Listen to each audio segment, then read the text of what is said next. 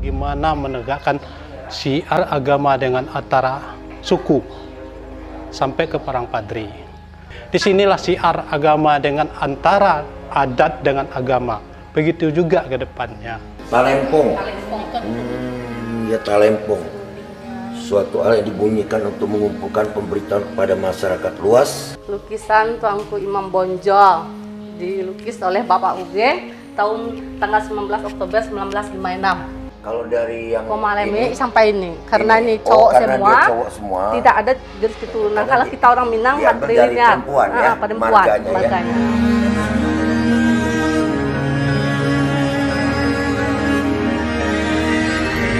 Ini kirana. Batu Oh, batu lontar. Oh, senjata perang juga. Iya, batu lontar tali. Misi dari tali.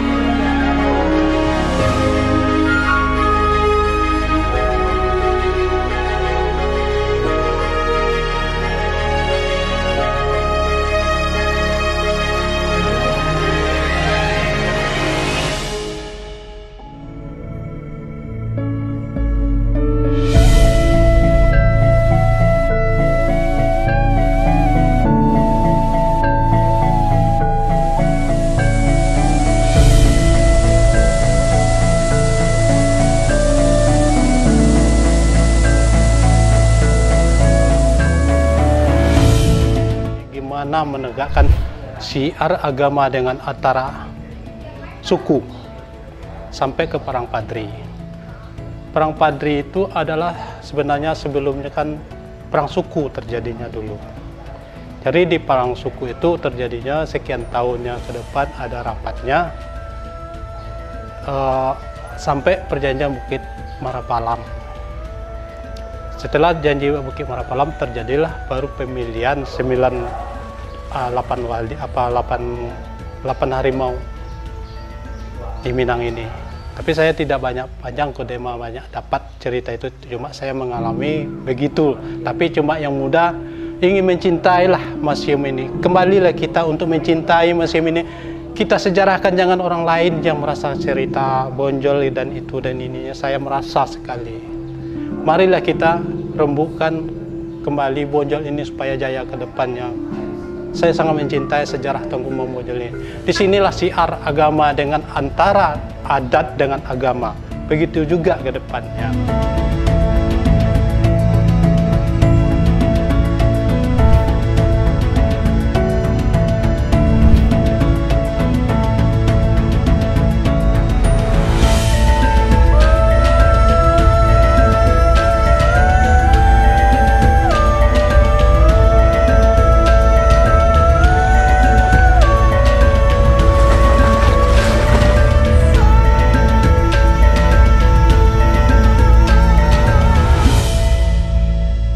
Mari kita duduk bersama.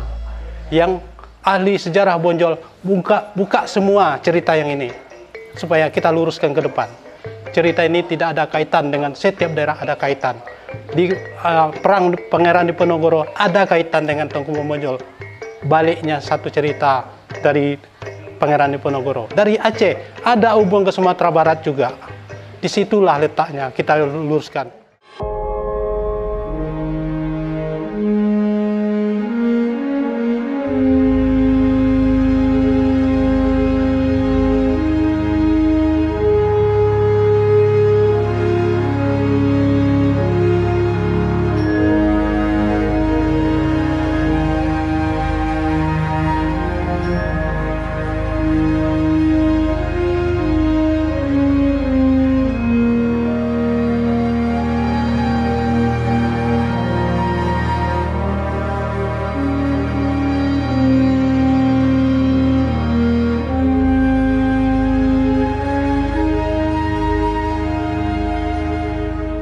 Yang belum terbongkar semua sama sekali. Siapakah gurunya, siapakah orang tua. Berbeda dengan mungkin saya pahami Tata dengan Tombo. Kalau Tombo, kalau kita cerita, mungkin adalah cerita. Tapi kalau Tata satu keturunan, mungkin di satu keturunan itu Pak, yang dinamakan Tata, sebodoh-bodohnya satu keturunan itu tetap dibina, jadi pintar. ditunggu sama dengan pangeran Diponegoro waktu dia kecil. Kosong di saat itu ada perjanjian Jawa dulu, itu yang ada pembayaran tanah wilayah dulu ke sama Belanda, kan? Dibayarlah dulu. Setelah dewasa baru tata itu diserahkan pada itu apa? Pangeran Diponegoro. Itu bedanya yang tata dari Tombo. Kalau Tombo di saat itu orang yang pintar itu yang diangkat nampaknya dalam satu pola pikiran kita. Dia pintar ngomong, dia diajak untuk diangkat, dituakan kembali. Tapi yang keturunan di situ nampaknya mungkin ada dalam pola pikiran kita tata dengan Tombo. Mungkin cerita yang Tombo. Sampai Tombo inilah saya cari sampai sekarang ceritanya gimana keturunannya. Siapa keturunan Tongku Membonjol keberapa? Kalau ada bapak-bapak yang memahami Tombo, tolong ceritakan Tombo itu. Kalau ada bapak-bapak yang paham tata, mari kita ceritakan tata itu yang bagaimana tata ke depan.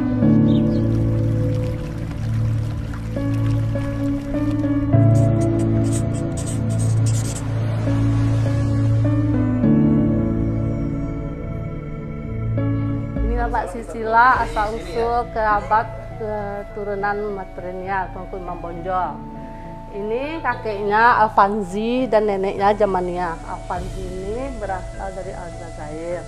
Jamania ini bersuku Koto. Alfanzi Jamania menikah. Ini anaknya Zaid Osman dan Hamatun. Kalau kita di Minang kan Koto, ibunya Koto, otomatis anaknya bersuku Koto. Kemudian Hamatun yang menikah sama dengan Khatib Bayanuddin, ini bapaknya Tongku Imam Bonjol. Oh. Nah, inilah Tongku Imam Bonjol ini nama aslinya Muhammad Sahab. Muhammad siapa? Muhammad Sahab. Muhammad Sahab. Dengan gelarnya ada 3, Peto Sarif, Tuanku Mudo sama dengan Tuanku Imam Bonjol. Muhammad Sahab ini, Tongku Imam Bonjol ini menikah dan memiliki 2 istri, yaitu ini Konghucu, suku Melayu, ini keturunannya sampai keturunan sini. Itu Kutolawe ya? Kutolawe sini. Kemudian kawin dengan Kumolameh, 2 istri Kumolameh, Kampung Caniago di sini. Caniago. Nah, ini anaknya. Karena kita orang Minang, kalau cewek cowok semuanya, jadi garis keturunan ke bawahnya nggak diapakan lagi. Nggak lagi. Kemudian Muhammad Sahab ini memiliki 3 saudara, Sariatun, Halimatun dan Santun. Keturunan Imam Bonjol yang ini ya? Iya, yang ini Pak. Yang ini ya? Iya, sampai ke sini. Sama dengan istrinya yang Kongcu nih. Iya, Latifah dan Khalisah. Khalisah ini ya? Kalau dari yang Komaleme sampai ini, karena ini cowok semua, tidak ada garis keturunan. Kalau kita orang Minang, matrilinear. Perempuan, marganya. Terus kalau ini adiknya? Iya, ini adiknya Sariatun, Halimatun dan Santun. Oh ya, dan keturunan yang ini sampai sekarang masih ada? Yang ke bawahnya lagi Pak. Enggak tertulis di sini. Nah dia, kalau yang ini malah tertulis lengkap ya. Karena yang betul-betul dari Imam Bonjol kan ini. Iya. Masih ada, nggak dibuat. Ini kan saudara isinya kan? Iya. Ini lagi. Nah terus kemana kita? Lukisan Tuanku Imam Bonjol dilukis oleh Bapak Ugeng tanggal 19 Oktober 1956. Bapak Ugeng pernah menjadi Kapolri dan Kapolda. Pak Ugeng. Iya, Ugeng. Nah, jadi Kapolda Sumatera Utara. Iya, Pak Ugeng. Bapaknya polisi. 1959. Bapak dia ini. 1956.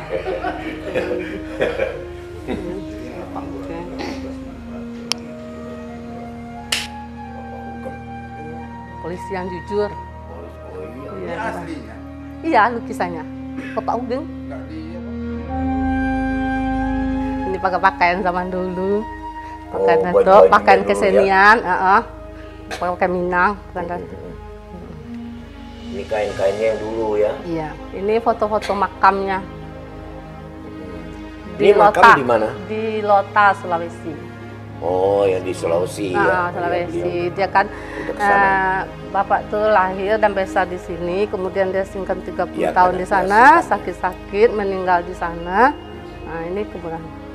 Masih di Desa Lota, Sulawesi.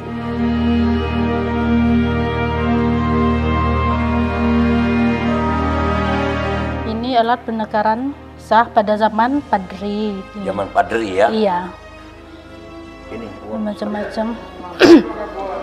Logam, ada yang kertas. Ini senjata Nah, gitu. iya Eropa Setengah. untuk menaklukkan suatu daerah, memberikan dari Iya, ini senjatanya. iya senjatanya.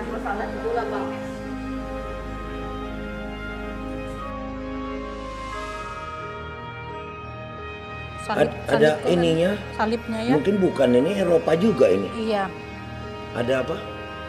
salib Jenis- apanya? Kayak salib gitu. Iya. Ini senjata tradisional. Tradisional, ya. Digunakan untuk melawan musuh di masa Ya, ini ciri khas senjata kita. ciri khas senjata. Kalau Goloknya ada gede banget. tombaknya, Dia senjata kita ini. senjata kita melawan Belanda. Badik. Kalau Historisnya. kita ngomongnya apa? Badik. Ya? Badik ya.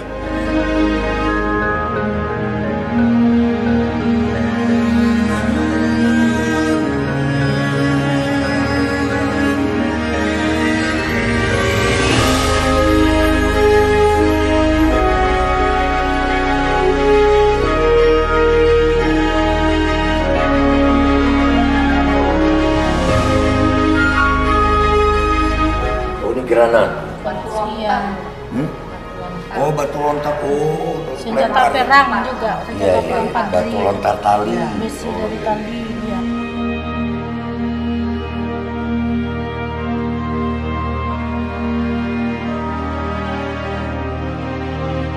Peluru ya? Itu untuk isi peluru mungkin. Ini kan bade belangsa untuk isi peluru. Ini ya. Badik balansa, bedil.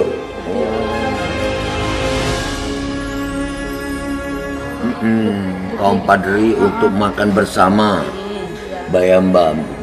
Piring ini merupakan duplikat, sedang piring aslinya berada pada ahli waris. Piring ini merupakan hadiah dari pedagang Gujarat yang datang ke Indonesia untuk mengembangkan agama Islam.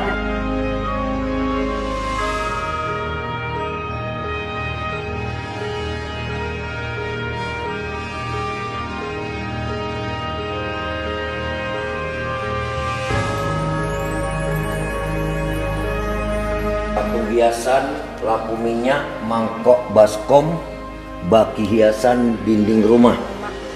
Patung hiasan terbuat dari biji timah campuran, melambangkan seorang wanita sedang menari, dipakai untuk hiasan rumah, tangga atau kantor. Seperangkat tempat kalam, batu telur, ayam yang betulkan kalimat Allah. Talempong. Ya, talempong. Suatu hal yang dibunyikan untuk mengumpulkan pemberitaan kepada masyarakat luas. Setelah tercapaikan kesepakatan antara kaum Padri dan kaum adat, maka terjadi kemajuan pemakaian alat ini. Akhirnya talempong ini beralih fungsi menjadi alat kesenian.